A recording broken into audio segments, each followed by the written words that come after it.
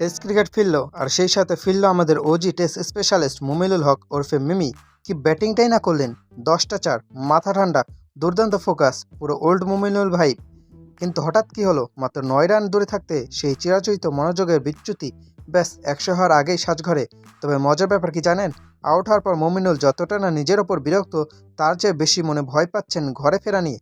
কারণ সেঞ্চুরি মিচের আক্ষেপে মুমিনুল থাক বা না থাক, তার স্ত্রীর যে ক্লাস নেওয়া বাকি সেটা ভেবেই বোধহয় তার কলিজা শুকিয়ে যাচ্ছে। মাঠের মুমিনুল যতটা শান্ত, বাড়ির পরিস্থিতি কি ততটাই শান্ত থাকবে?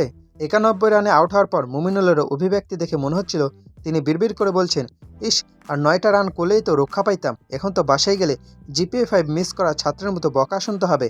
আমাদের সবারই জানা, মুমিনুলের সেঞ্চুরি মিচে তার স্ত্রীর আফসোসের অন্ত থাকে না। মুমিনুল নিজেই স্বীকার করেছেন, সেঞ্চুরি মিসের জন্য তাকে বউয়ের ঝাড়ি খেতে হয়।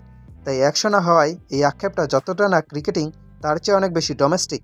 অথচ আজকের ইনিংসটা কি নিখুঁত ছিল।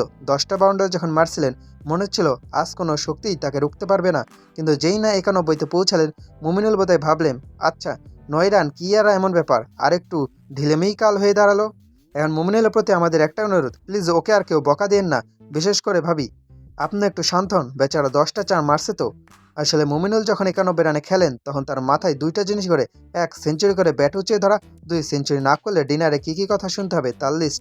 এই দ্বিতীয় চিন্তাটা মাথায় আসতেই হয়তো তার কনসেন্ট্রেশন ব্রেক হয়ে গেছে। সত্যি বলতে 91 রানের ইনিংসটা দুর্দান্ত ছিল, কিন্তু এই 9 রানের দূরত্ব মুমিনুলের কাছে এখন পাহাড় সম মনে হচ্ছে।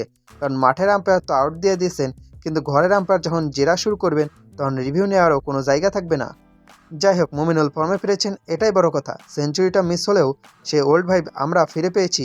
আর বলি, আপনার কাছে আমাদের আর্জি, মুমিনুলকে আজ একটু মাফ করে দিন, 91 রানও তো কম না।